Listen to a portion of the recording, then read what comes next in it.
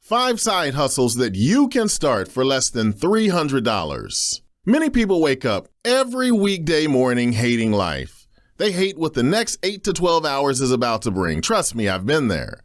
Working at a job you can't stand, and your reasons for hating work are many, like working for a boss that's an idiot, no path for advancement, not utilizing your talents and therefore being undervalued and underappreciated at work, not making enough money, long commute, unreasonable workload, office politics, and the list goes on and on and on. Unfortunately, for most people, they cannot see a way out because, let's face it, if you're an adult, then you probably have financial responsibilities. Responsibilities that can make leaving your place of employment extremely difficult. So what is a person to do in this situation? Well, you can either get another job and perhaps be in the same position as before, or you could get a side hustle. And by side hustle, I mean a legal part-time job that you can start on your own. In this course, I'm going to offer you several ways of achieving side hustle status for under $300. And oh yeah, I've personally done all of these before. So let's go. 5 side hustles that you can start for less than $300. Now, before I get into the list, you obviously want to make sure that you can legally do these businesses wherever you are located. Different places have different laws on what you can and can't do. So it's always a good idea to check the laws of your local jurisdiction before you get started. Vending machines. Vending machines are a fun and easy business that anyone can do. The vending machine business that I started sold gum and Mike and Ike candies. At the time in Texas, there was no tax that was due on the sale of food, gum, or candy for less than 25 cents from a bulk vending machine. To start, I simply needed a vending machine, gum and candy, and an ability to place the machines in a store. Okay, now let's put it in action. To find the vending machine, you can conduct an internet search for gumball or vending machines, or check your local classifieds. To find the bulk gum and candy, you can conduct an internet search for bulk gum or candy, or you can even search for vending machine gum or candy. And finally, it's time to place your machines into a store. Now, this seems more difficult than it actually is, but the process is quite simple. If you are the go-getting type and you don't mind going to a store and asking to place your machine, then certainly by all means go do it. You can directly go into the store or call the store. Your approach should be grounded in adding value to the store's customers. And if that doesn't work, remember you can always make a deal with them and offer the store a percentage of the profits. In any case, the worst they can say is no, which is fine. Just move on to the next business. Someone will say yes. If calling stores isn't your thing, there are services that will cold call for you and place your vending machines for a price. I found the most success with placements inside of donut shops and pizza restaurants. I didn't have a truck at the time, so I had to transport the machines in the back seat of my Chrysler Sebring. I worked Monday through Friday at the time, and the only time I could service the machine was on the weekends. So that's when I did it. All in all, I would consider vending machines a profitable venture that can be started for less than $100 if you place the machines yourself, or under $200 if you pay for placement. Not a bad business for something that once it's set up will literally sell itself. Pooper Scooper. This is not a business for everyone, but that's what makes it so good. What is a pooper scooper? A person that picks up animal waste and removes it from your backyard. This is a good business because once you start, it is very difficult for someone to discontinue using your services, because that means that now they have to go and pick up the poop themselves, which is something they clearly don't want to do because this is why they contacted you in the first place. So what do you need to begin? Pet sitter liability insurance. Or pooper scooper liability insurance. They work the same. Pooper scooper, rake, and shovel. Large plastic bags, like a grocery bag. Optional. Airtight container to hold waste in. Okay, so now let's put it in action.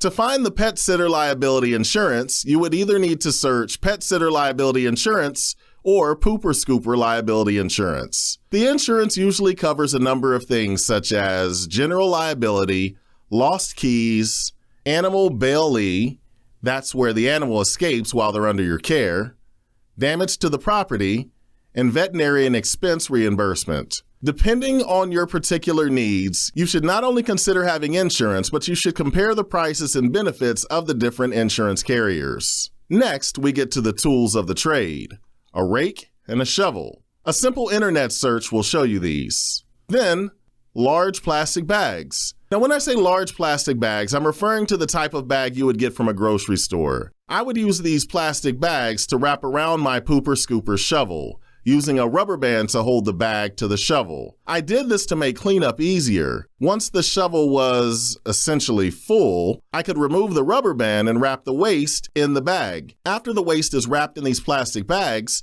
I needed to transport this waste to somewhere I could properly dispose of it. Since I didn't have a truck and I didn't want the smell to radiate through my car, I got an airtight container to transport the waste in. This kept the smell out of my car.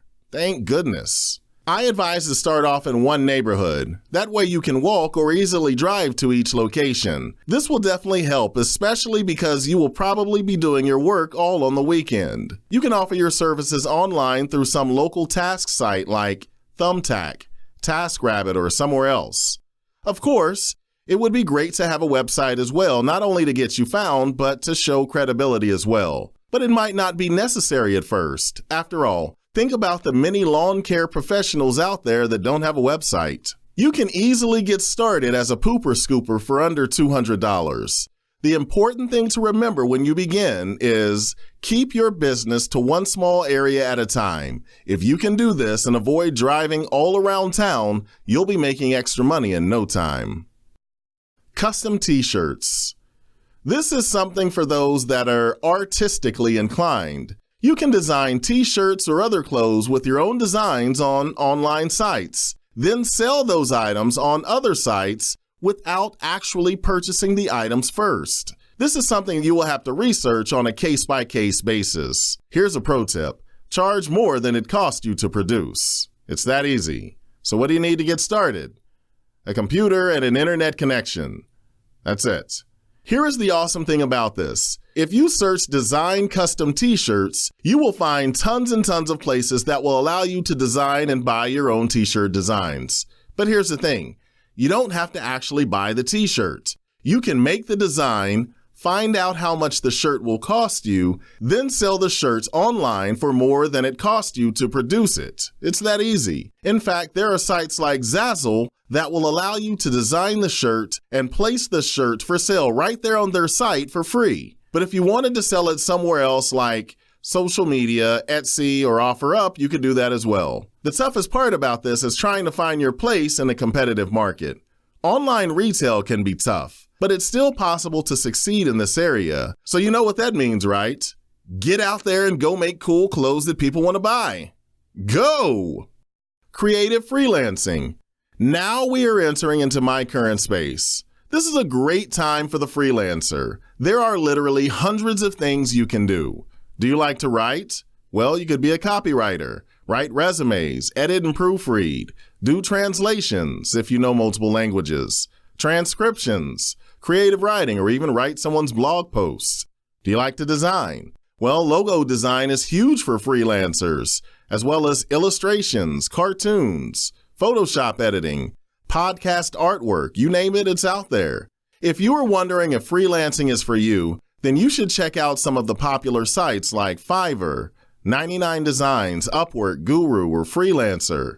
Being a freelancer is the ultimate side hustle that can quickly become your main hustle if you put in the work. Here are some tips when it comes to freelancing. Don't only look at the amount of money you're receiving to complete a project. Look at the amount of time it takes to complete that project.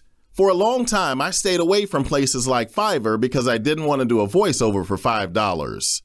This was a mistake. What I eventually realized was that if I could offer a service for $5 that I could complete in 5 minutes, then I am effectively making $1 a minute, which meant that I was effectively making $60 an hour. And I don't know about you, but where I'm from, $60 an hour is a lot of money. You see, McDonald's makes a lot of money selling $1 cheeseburgers. What I'm trying to say is that scale matters. So look at your time and always put the money in terms you can understand. Also, and this is true with anything, remember, as a freelancer on an online site, you should strive to give amazing customer service to every single one of your clients and never send subpar work out the door. Building your presence is huge, so every time your goal should be to provide an outstanding product with equally outstanding customer service. Do these two things and you'll be on your way in no time. Voice acting.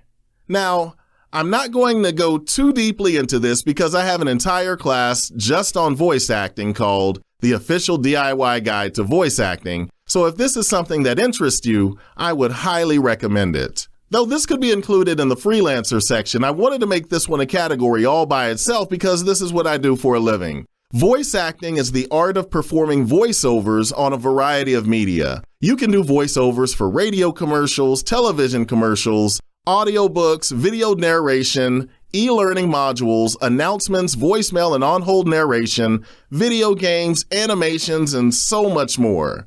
So what does it take to get started?